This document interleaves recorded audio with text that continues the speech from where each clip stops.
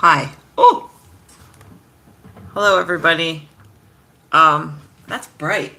I wasn't quite sure how things were working and it looked like the go live button was grayed out. Hi. Olubori, hello.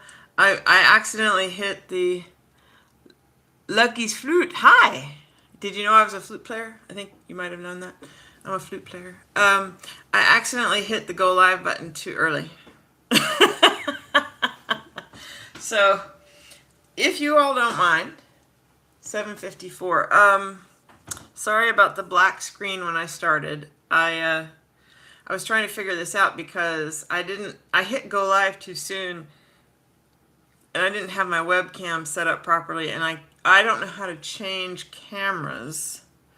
What's this? I might accidentally share screen. No, I don't want to share my screen. Well, I wonder if I could share my screen if I had my webcam going and I could change cameras that way. Ooh, I'll look into that in the future. I don't want to do anything crazy right now.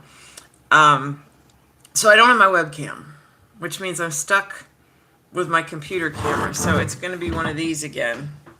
But, you know, better than nothing. And I was also going to have my piano tuned with my ETD because I wanted to show people what I've been doing with my spinet. Last time I tried to just move a few notes. I was not happy. And so this time I thought I'd show people what I actually do, which is not as easy.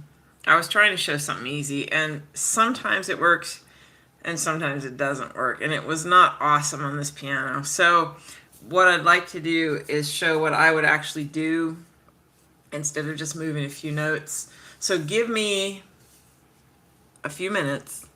I'm going to turn off my sound.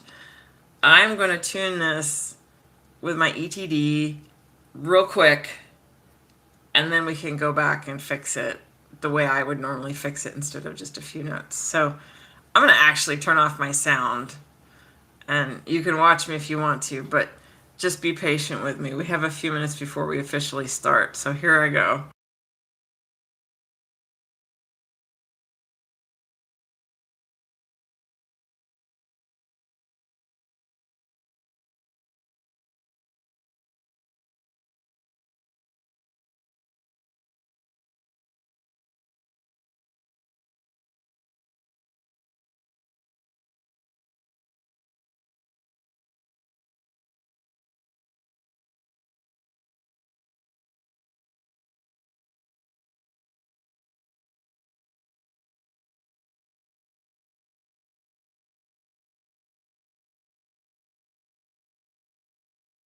Occurred to me I could just leave the sound on. I feel stupid.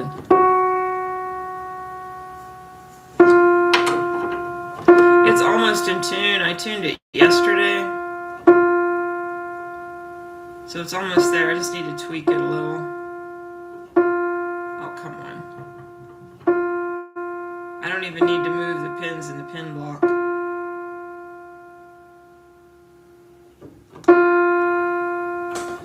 I just need to make some adjustments.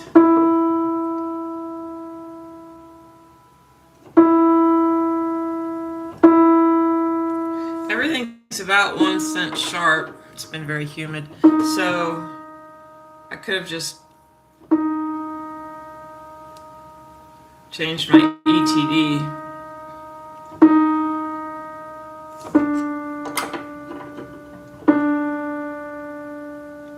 Oh, that one's... Come on. Ah, I moved it.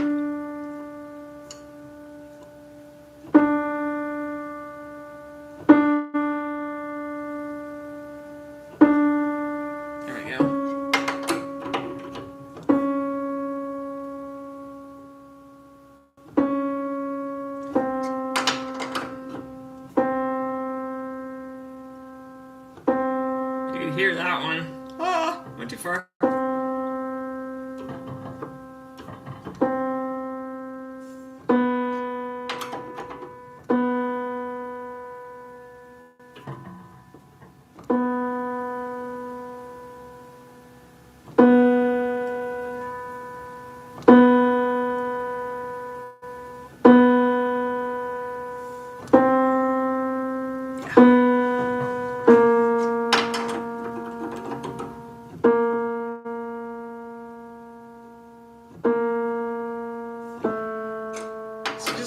right. This won't take too long.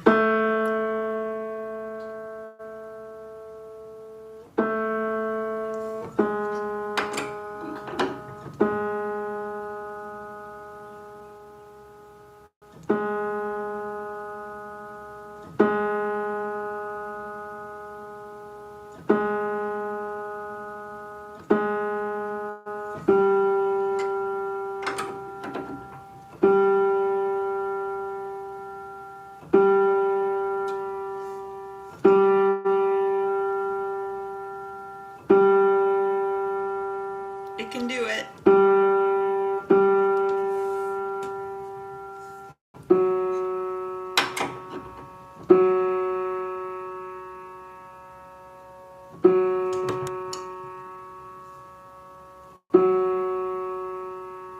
Well, I have some good news for me anyway. Who's here? Chris, hello. Oh, hi. Hello. I'm tuning my piano with an ETD. Everybody has to wait. Oh, it's 8. I accidentally started. Give me a minute. I accidentally started. I hit the start too soon, which gave me another problem I had to deal with.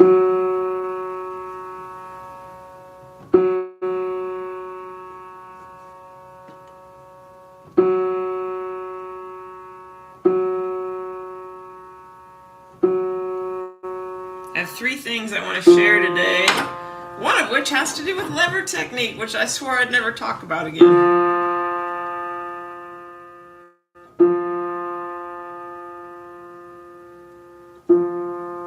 I'm flexing these pins a lot because it's almost in tune. Oh.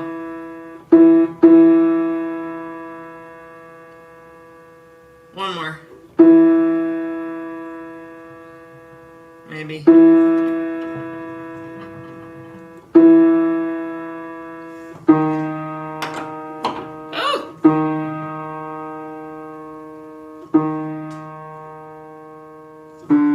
Doesn't have to hold. I'm gonna move them again anyway. Let me do 3 more.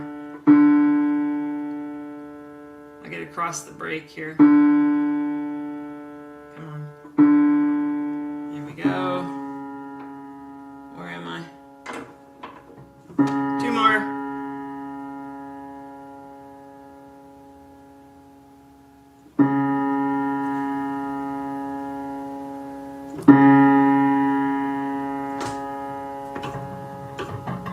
Oh, come on. There you go. That one's sharp. I'm going to leave it sharp. Okay. Oh, all right. So I tuned that much with my ETD. It's late afternoon here. Dolly! Lock. Yeah, so there 8 a.m. and 8 p.m. hits a lot of people, but there's some people who said they can never come. Some people in Britain and a couple other places, California. And so I might change it up, but it has to be somewhat logical so people can predict it. So I don't know how I'm going to do that yet. Ooh. So odd months are AM because A is an odd letter in the alphabet. And then even months are PM because P is an even number in the alphabet. So what if odd months, I did it at an odd time, like 7 or 9, and even months, I did it at 8. It's possible. No, because then I couldn't switch AM and PM. I can't do it that logically. It won't work. I'll think of something. Anyway, okay, so what I did, so for those who just got here, I accidentally hit the start stream too soon, and so there's going to be a whole bunch of black at the beginning of this live stream. And once I hit that, I definitely don't know how to change. Hey, it's 10 p.m. in Sydney. Not too bad. Hey, yay! I don't know how to switch to my webcam, my external camera view once the live stream has started. Although I might have just learned away with a share screen. If I can get my webcam to be on my screen, I can share my screen. So I'm going to look into that. But in this case, all I have today is my laptop and doing this. So that's all I have. And there's a couple things I wanted to share first. I want to share, so this is the spinet that last week I tried just to change a few notes and I took them too far.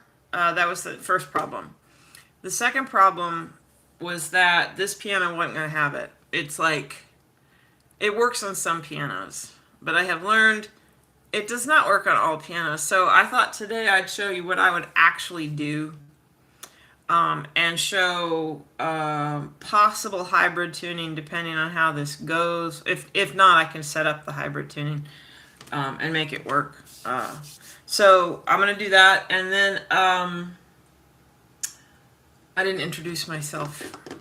I never introduce myself on these live streams. Hi, I'm Piano Tech Maggie. Yada, yada, yada. Okay, so anyway, I need an intro that I remember to say every time. So I'm going to do that, and I'm going to talk about a lever technique point of view I learned at the convention. And I don't want to share all their stuff, but basically it's similar to mine. So mine is you pull sharp and you come closer to pitch, and as you get closer to the pitch, you start flexing, and then you flex and you hit the pitch. Then when you let go, the spring action puts a little extra tension in the non-speaking length, and you've got a stable pin. And it works pretty good. Pretty good. Did you hear that accent? It works pretty good. It works pretty good. But every piano is a little different. And at the convention, the teacher, his main pull isn't as far up as mine. It came just a little bit up, and then he twisted and flexed down just like I do. There's a little more explanation to it, but basically it's the same, except he didn't pull up as high. And that works great with pianos with tighter pins. So if you have either loose pins or a spongy pin block, I'm sorry, I have a very dry eye, a very spongy pin block, I don't know how else to explain it, where a tiny movement moves the pitch a lot, including a flex, you've got to pull up a little higher on those. I'm thinking maybe, depends on the pins. It just depends. But you on some pianos you can pull up just Drew Plummer. Good morning. Oh, I missed that. That was before it's late afternoon here, and then 10 p.m. in Sydney. Okay. So anyway, so the three kinds of lever technique that I'm familiar with, well, four, but the fourth one doesn't work for me. There's that one, especially on tighter pins. You go just a little bit above the pitch, twist, flex, and then when you let go, the rebound from the pin gives you that little extra tension in the non-speaking length, so it's stable. On some pianos, when the twist and flex drops you 10 cents, you have to pull up higher, which is what I do most of the time, because those are the pianos I have most of the time. So when I untwist, if the pins are tight, and flex, it drops to pitch, same effect. If the pins are loose, you just have to pull up enough to where when you flex down, it's on.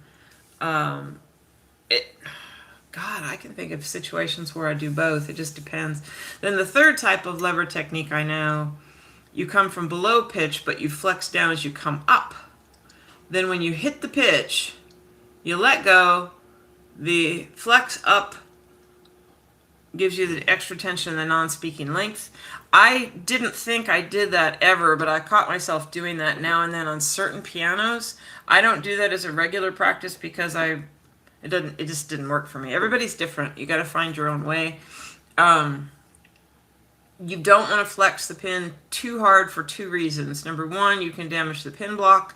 And number two, you can actually create, especially with tight pins, you can create too much tension in the non-speaking length and it won't be stable. It will go sharp.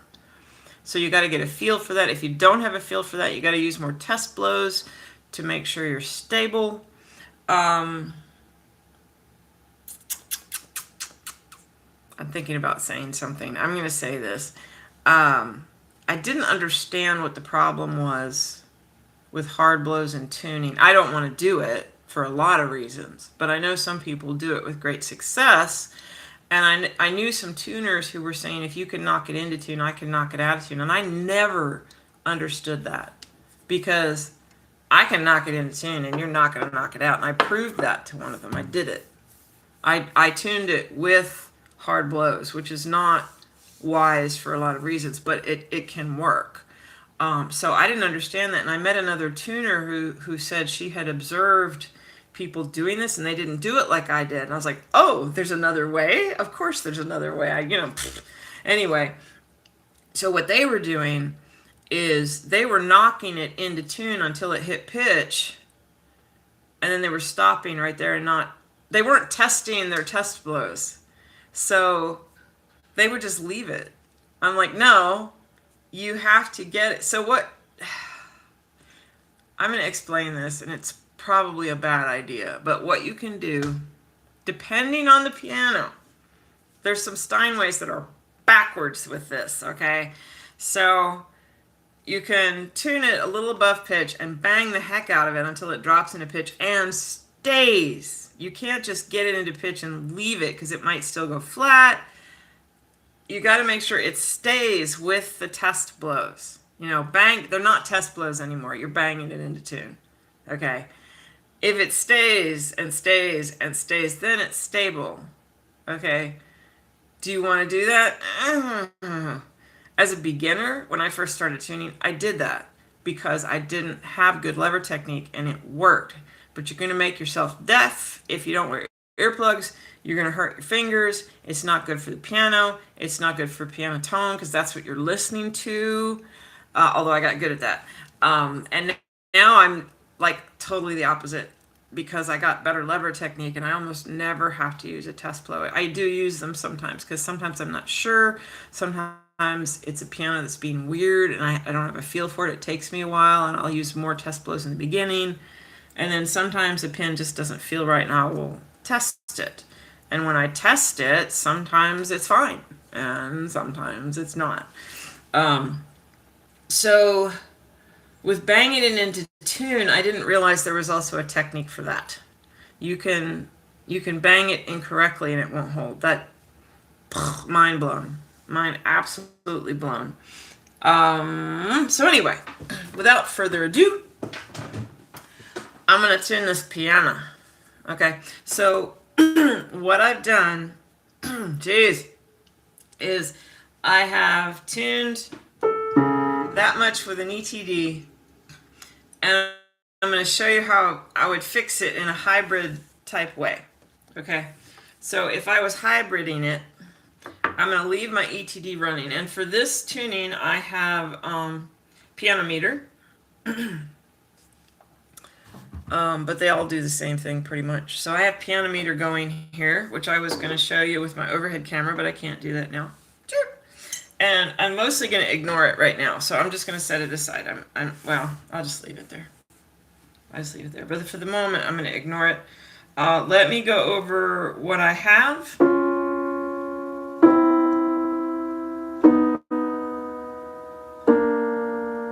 That seems a little slow. I'm going to come back to that.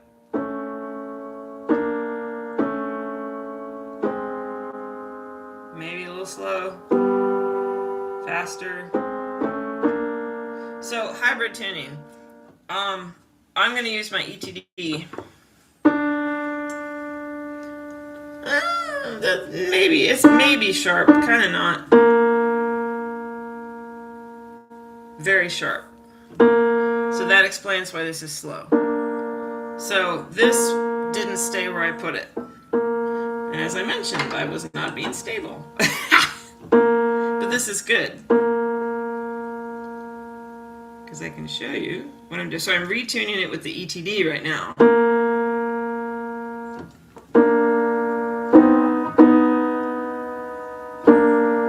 Better.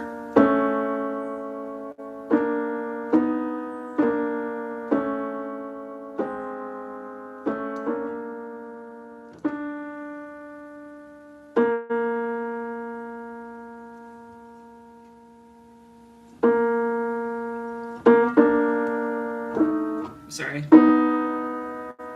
I like that better.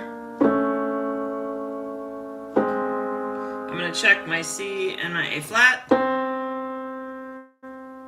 might be flat. That's kind of on. So I'm going to raise C just a little.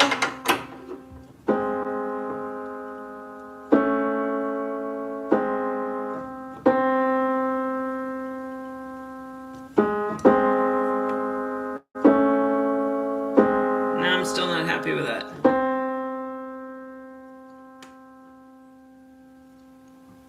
I'm going to have to raise it more. But I'm using my ETD. So I'm raising it and replacing it because I want a little more stability here. That did not work. So now I actually moved the pin in the pin block. I didn't just flex it. I raised it. I'm going to bring it back down. And I dropped it a whole ton.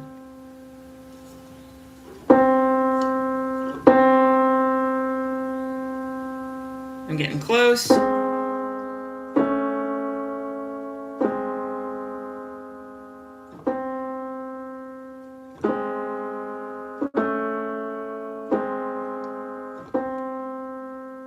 I normally wouldn't spend this much time on it, but I'm getting picky. I like that a little better. It is sharper than where it was. Now here's where the break is. So G is my first wound string. Sped up a little, like I did last time. So I want to raise G. Okay, so I'm going to do the same thing I did last time, but this time I'm going to do a follow through that I didn't do last time. Do I have any questions? No? Okay. Got some motion in the fourth, a little motion in the fifth. I'm going to see if I can push that up a little.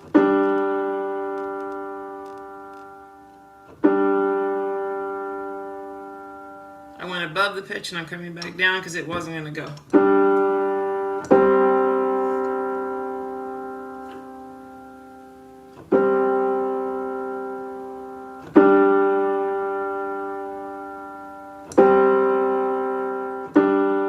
I have both of them more quiet now. I'm not even measuring them.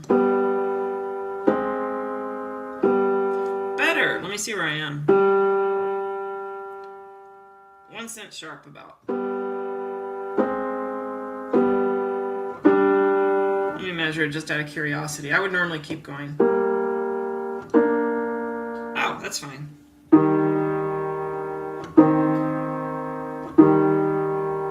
And I'm actually still wide and narrow. So I raised G 1 cent, made an improvement.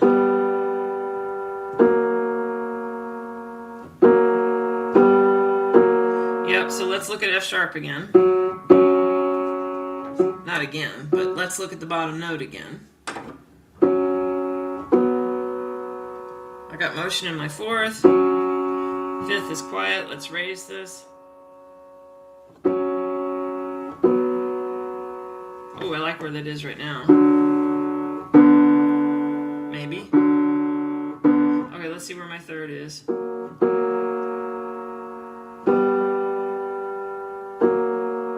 I like that better. The fifth isn't too noisy. Where am I? I'm less than 1 cent sharp. It didn't take much. I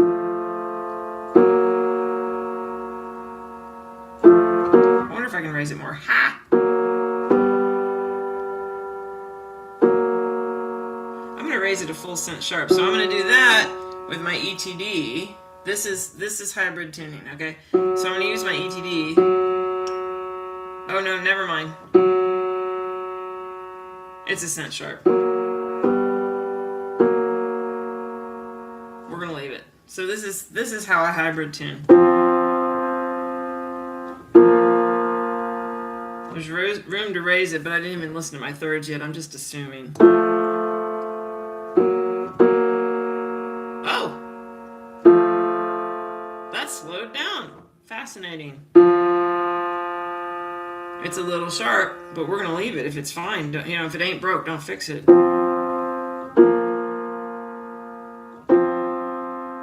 let me show you my octaves. So I moved G.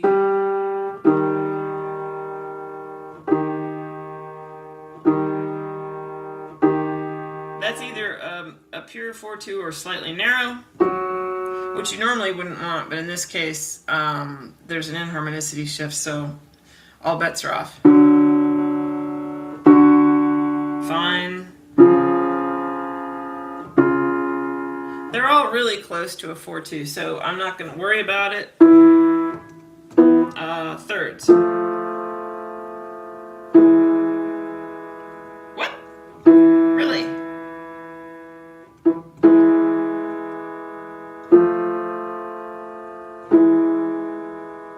I'm shocked. I'm going to raise that just the tiniest amount. I'm going to use my ETD to do it. Yeah. That was probably too much.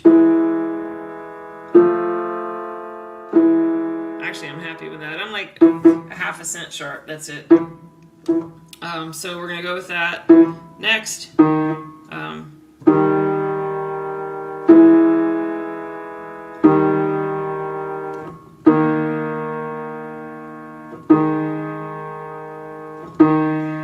ETD says it's on.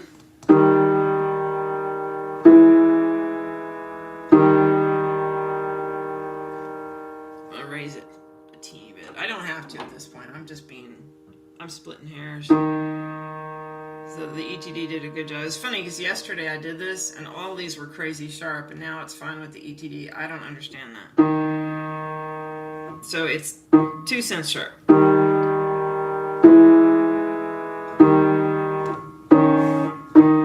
Sorry. Fine. I didn't really need to move that one. Let's see what this one's like.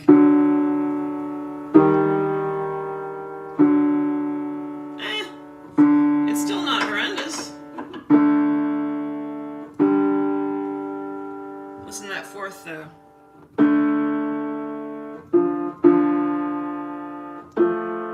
Ooh, let me see where that is here. Oh, fifth is kind of purish. I'm going to start checking my tenths, so let's go over these. Oh, might be too slow. Yeah.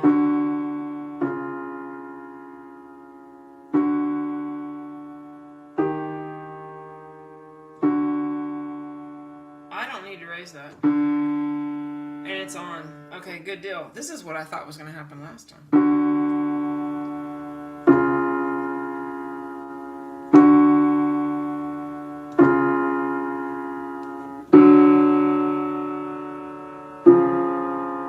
I'm fine with that.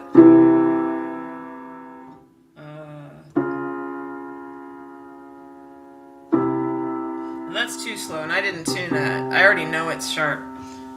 So let's bring it down with the ETD, because we're talking about hybrid tuning here.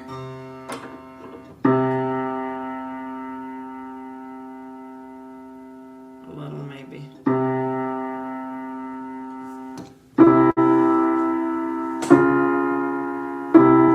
Still feels a little sharp to me. If the fourth test's good, I'm leaving it. It does. Because if the fourth says I could even lower it, the fourth is plenty wide enough. The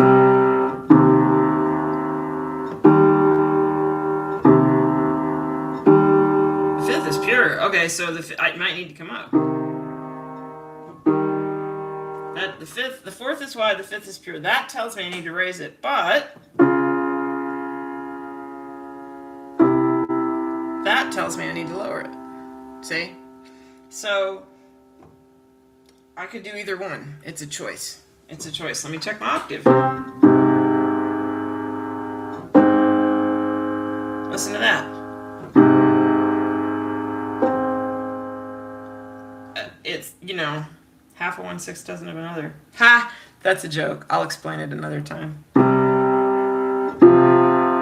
I'm leaving it,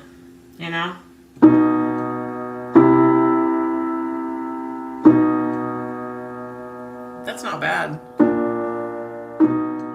I bet it's a hair sharp. Let me before I look at my ETD.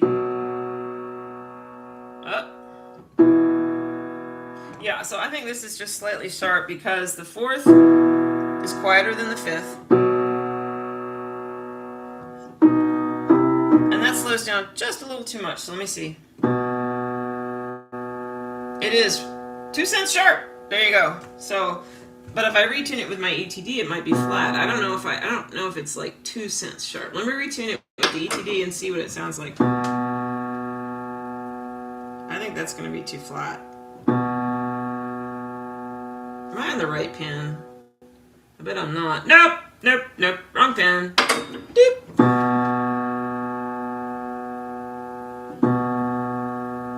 Come on down there.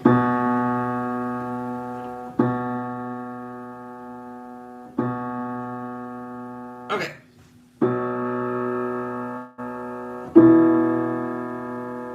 I think that could go down even more. Jeez. No, it cannot. Now this says it needs to come up. So.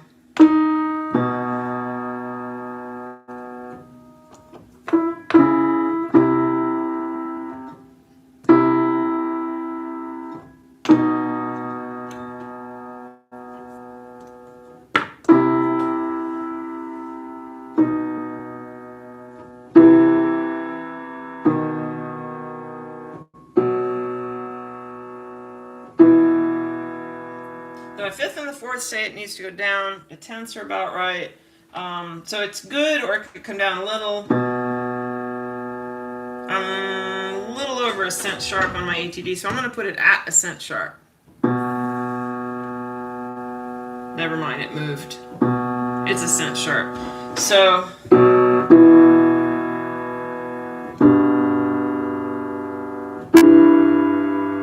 that's a little wide.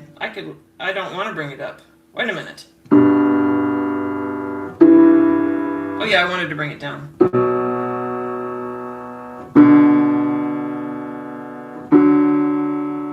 Oh, no, we're not bringing that down.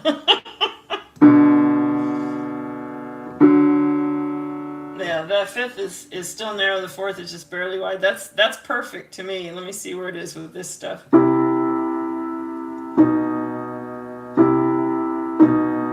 It's okay. I would leave it. So this is kind of an example of one type of hybrid tuning. There's a lot of different ways you can do a hybrid tuning.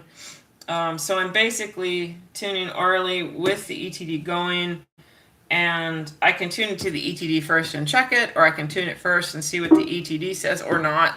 I can use the ETD. I can just tune orally and keep going and use the ETD if I run into trouble. I can, what was I saying? Oh yeah, I can use, if all my tests say I'm a teeny bit sharp and I'm more used to an ETD than oral tuning, I can use my ETD to move it that tiny little bit, regardless of where the ETD thinks it is, and get it where I want it. But if you tune orally a lot, you eventually just do that orally and you don't need the ETD. Let's see. Olubori, hybrid tuning is, in my opinion, one way to handle any type of piano. It blends the app readings with oral justification. Yeah, see, that's why I like it, especially with lesser pianos. The crappier the piano, the stronger hybrid tuning, depending on how you do it. Rick Butler says, and I say this all the time, that an ETD in the hands of an oral tuner is a powerful tool. So I'm going to do a video of hybrid tuning in the temperament area. And actually, I could do it on a live stream. Maybe not today, though. Caught that slight grazing of the string with the tuning levers. No, that was intentional. Analog piano, Chris. Absolutely, yeah. Jack Stebbins does this all the time. But yeah. So I'm going to see... Where am I? Boom, there. It helps you know you're on the right one. No, I did that on purpose. I did that on purpose. I didn't think of making that as a tip. Yeah. You can use the lever. The lever isn't going to hurt the string if you just touch it. And then you know you're on the... Well, it helps you know you're on the right string. I suppose you could still get it wrong. But anyway, that is an example of improving an ETD tuning across the break. When I did this yesterday, I can't explain this. I swear I had it all zeroed out. And I lowered everything in here to about a cent flat. And I went way down. And it was a cent flat all the way down to C2. Or cent sharp. I'm sorry. A cent sharp. All the way down, just almost consistently. And today, more notes are spot on. So I'm like, But what happened yesterday happened today, where I was checking, and all of a sudden one was slow. And I checked with my ATD, and sure enough, one of the notes was off. It was a different major third yesterday. So that's good to show that too. Anyway, an ETD in the hands of an oral tuner is a powerful tool. What a quote. Yeah, Rick Butler. Rick Butler says that. There's a lot of different ways you can use an ETD with oral tuning. You can use it more, you can use it less. I aim for less, but it depends on the piano. How I normally start out is I'll set my first note with the ETD, and then I'll go from there, and I'll just... So what I like about PianoMeter, I'm using PianoMeter right now. Can't see it. Anyway, I like PianoMeter because it measures as I go. I mean, you can measure the whole piano first. You don't have to play every note, but you can play several notes. If I really want to measure the piano first, like if I'm not doing a pitch raise, I will measure the A's and D's going up, and then coming down, I will measure every note passing away from the... I'll start with the first unwound string, and then measure every note across the break, and then I do A's and D's going down. That's how I measure it, because it makes a huge difference if you measure all around the wound strings that are near the break, all around there. Measure those. And then if I need to do a pitch raise, I'll do a pitch raise. I do that with a machine. I've only done 2 oral pitch raises that I liked. The rest, I'm like, why? And so I just use the machine. And then if I tune, I can just leave PianoMeter running in the background. And the main reason I like it is because I can put it on auto switch notes, and it'll just go. And I can ignore it. And if I want to know note I play it, it goes right to the note. I don't have to manually switch it. It just goes right to the note. And I know some others do that, but they measure differently. And I like the way PianoMeter lets me choose what I measure without programming it in. I can just hit a note. It automatically is in measure mode. You can take it out of that mode, but when you start it, if you start it automatically in measure mode, it'll just measure whatever note you play, period. It's just so much faster, it's so much easier, and I can just let it run, and then if I run into an issue, so that's what I do. It just gives me a little more confidence. So I'll let it run in the background, and if I tune myself into a corner, as they say,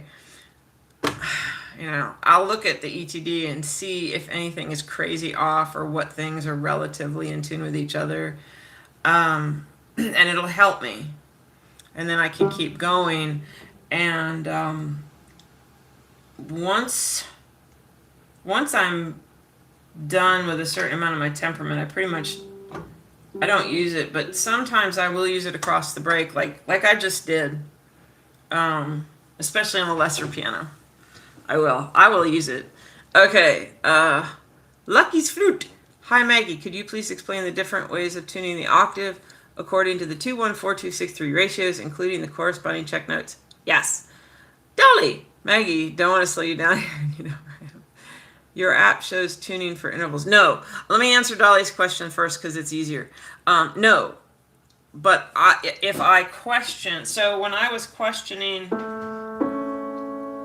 I don't remember what it was. B flat to D, A to C sharp, both of them.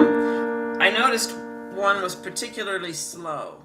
So I played each of those notes into the ETD, and sure enough, whatever it was, the B flat was sharp or something like that. Because I had tuned it with an ETD, but I wasn't working on stability. Especially at the beginning of this video, I'm like, just get it close, because I screwed up. I hit go live too soon. So, and I was kind of hoping this would happen, to be honest, because if something was off, I could demonstrate how I would check each individual note with the ETD. So anyway, octaves, and that brings me to a request that was asked offline by someone. They asked me to demonstrate checks. I have a video that I will link in this description after I edit it, so you can come back. But it's on my website.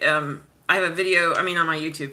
I have a video that demonstrates all the comments, all the slow beating, common slow beating checks, just the common ones, fast and furious. It goes through them all. It's the best video for that. But let me go through some of them now. So, octave. Let me come up here. Where am I? This is high, but let me do A. Wow, that sounds terrible. Let me test it. So, let me do the common ones first. So a 4-2 octave and 6-3 octave, those are the ones we're going to be thinking about. Okay, so it is wide of a 4-2 octave. How do I know that? Major third, major 10th. I explain why in other videos, and I might explain why here in just a minute, but whichever check interval, fast beating interval, uses the top note of your slow beating interval. If it's faster, the interval's wide. If it's slower, the interval's narrow. So here, this one's faster. That means it's wide of a 4-2 octave. Okay, I'll explain why in a minute. Let me go through these first. So 6-3, this might be hard to hear up here. I can hear it. I'm still short of a 6-3, but minor third, major 6 for a 6-3 octave. And in this area, you want them to be in between the two. Although going across inharmonicity shifts, all bets are off. You just want it in the ballpark. Anywhere close is good. So let me come down here, see if it's easier to hear. Oh, that's a wide octave. I think, did I lower C? So I'm almost a pure 6-3 here, so let me check the 4-2. Oh! Inharmonicity difference. So I'm wide of a 4-2. I'm not as wide as I was expecting, but I'm definitely wide of a 4-2. So the inharmonicity from my lower note, let me get this right. I always get this backwards. Please forgive me if I get this backwards, but it's one or the other. If the lower, I have to say this out loud to check myself. If the lower note has a higher inharmonicity, the partials are going sharper as they go up. Therefore, no, then there's a bigger difference. Okay, I had to say it out loud. So my lower note has lower inharmonicity than my upper note, which one would predict because it's a wound string, but I have found that to be very inconsistent. So I have lower inharmonicity for my lower note.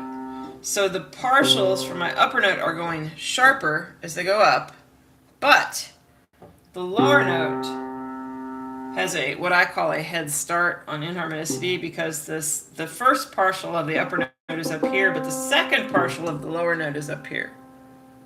And so the second partial is already sharper. I hope this makes sense. I made a video about it.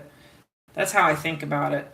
Therefore, as you go up, the partials are closer together than they would be if both these notes had the same inharmonicity. Okay, so we have demonstrated. Let me see if I can bring this. Oh, look at me. Go me. Okay. 4-2, major third, major 10th. Yeah, that's wide. 6-3 octave. Now the other octave measurements, I almost, in fact, I don't think I use them. I really hardly use them at all. I'm trying to think of one. I never use an 8/4 measurement. I never do. If it's wide of 6/3, it's wide of 6/3. In fact, I forgot what it was. So let's see. Let me find out what it is. Let me show you how you find out what a check is. Okay? Because I forgot. Okay, so which partial do we want? We want the 8/4, so it's the fourth partial of the upper note. I'm up here, I'm barely on the keyboard. I'm on C6. So you go down 2 octaves in a major third. I can explain why. And you get your check note. So I have a minor 6 major third.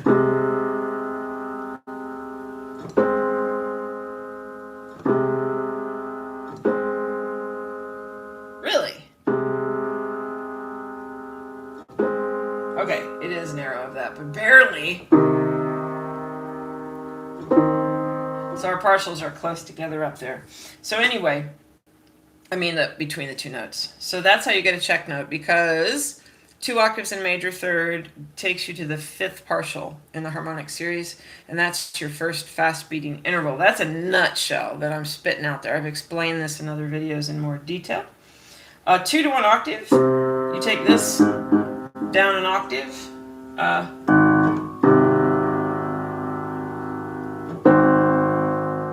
Let me come up higher where I can see it better, or hear it better. Ha! See it better. Wait.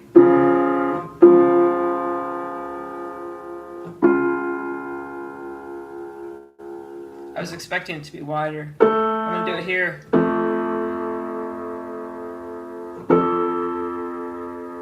A little wider. Interesting. Very interesting. Well, anyway, that's the 2 to 1 octave measurement, which I'm trying to think if I ever use it in the treble. I pretty much don't, because there's so much stretch that they should always be the 310 tool for the 4 to 2 octave, and the minor third major 6 tool for the 6 to 3 octave, too many numbers, are the most useful tools, because you want most of your octaves around that. You get to 8 to 4 in the bass sometimes, fine. You know, pretty much people use the 6/3 measurement. If it's wide, it's wide. I don't hear those measurements down here well anyway. I mean, Jesus. I know people who hear it great. I don't. I actually heard that. That surprises me. And you can ghost it. If I ghost it, I can hear it just fine. So if I have a minor 6 and a major... Wait.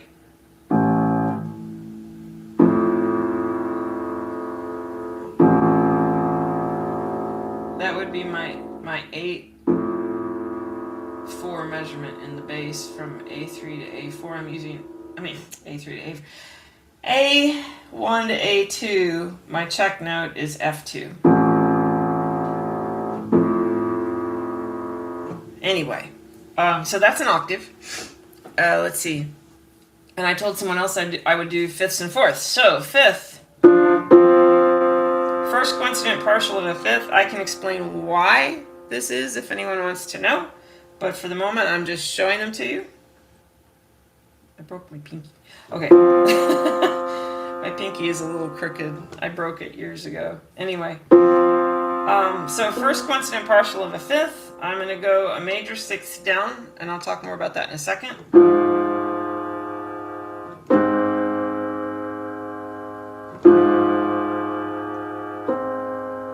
That's barely narrow. If they're perfectly equal, it's pure. And so I'm going to reiterate what I said before. Whichever fast beating interval uses the top note of your slow beating interval. If that's faster, the interval's wide. If it's slower, the interval's narrow. Okay, so let's do that with a 4th.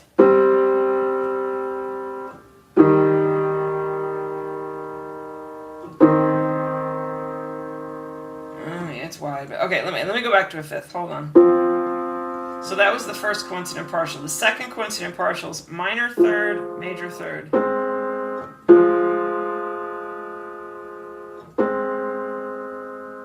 going to move a note here. This is too wide. back to a fourth.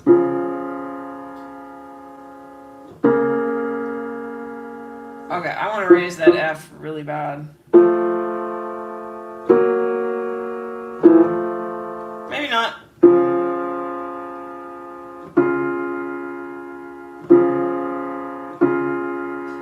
I could raise it a little.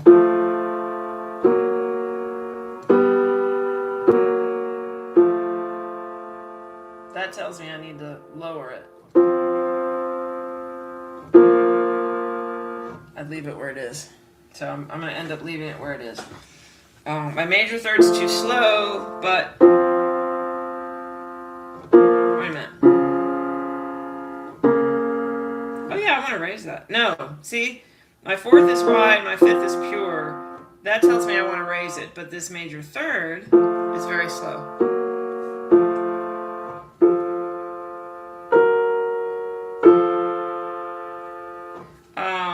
Did I tune that? Oh! I can't use that. I didn't tune that note. So I could either slow this down even more or leave it where it is. Those are my choices. Those are my choices. I can't lower that without making my fifth wide. And I know that because of all the checks I just did. So let me find something more narrow or wide.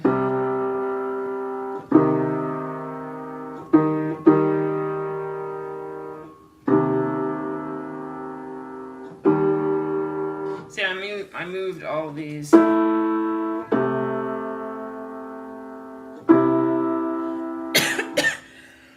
Excuse me.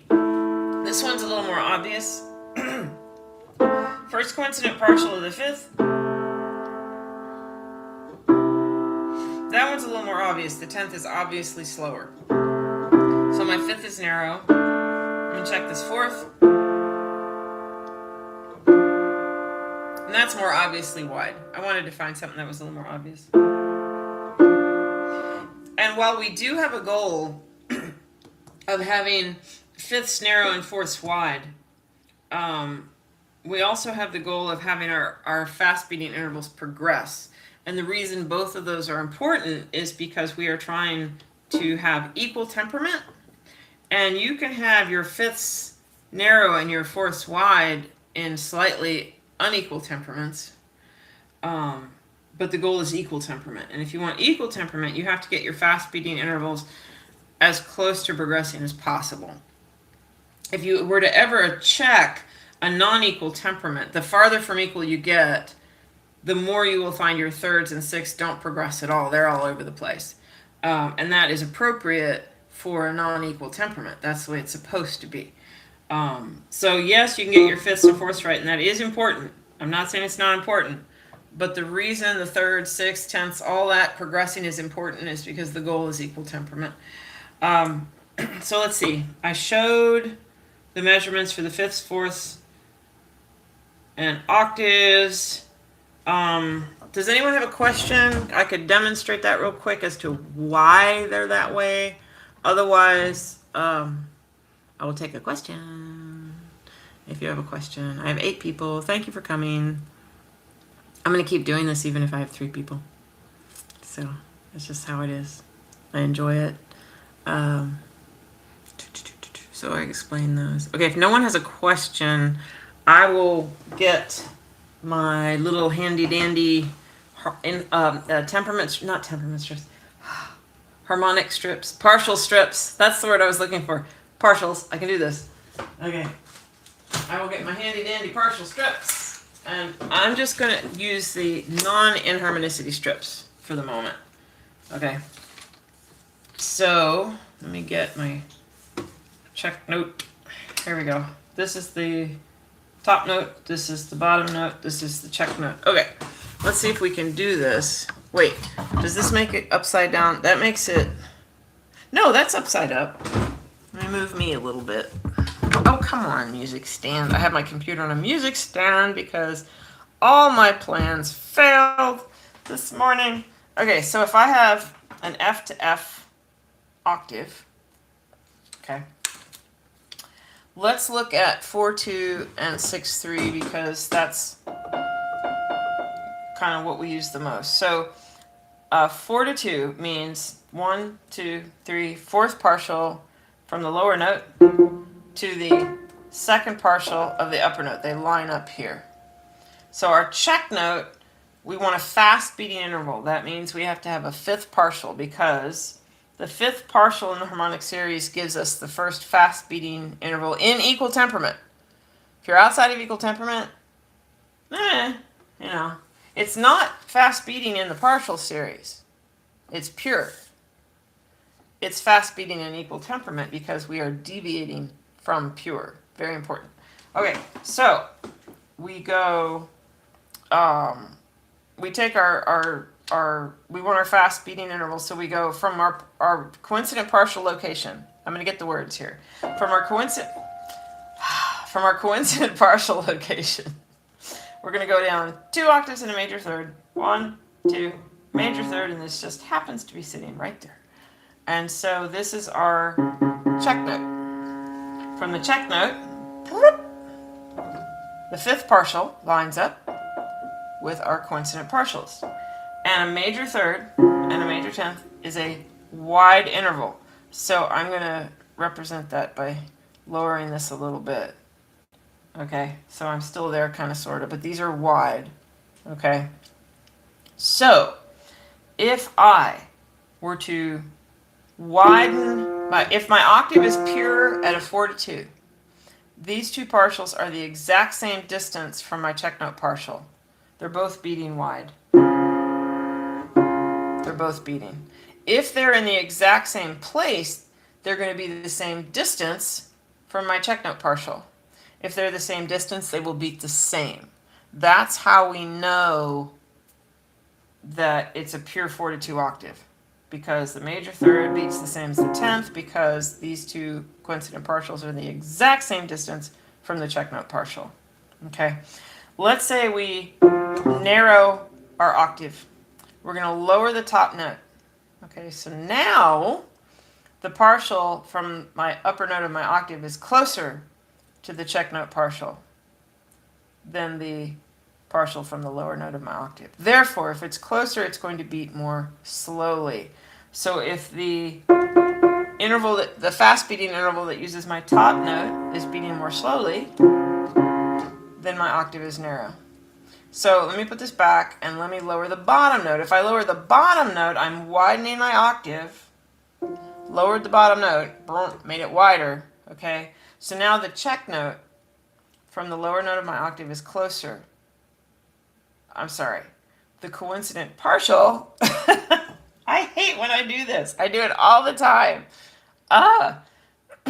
The partial from the lower note of my octave is now closer to my check note partial than the coincident partial from the upper note of my octave. Therefore, the lower interval will now beat more slowly.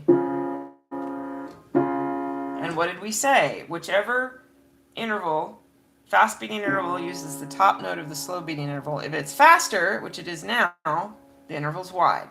So that's how that works. And it's exactly the same with fifths and fourths.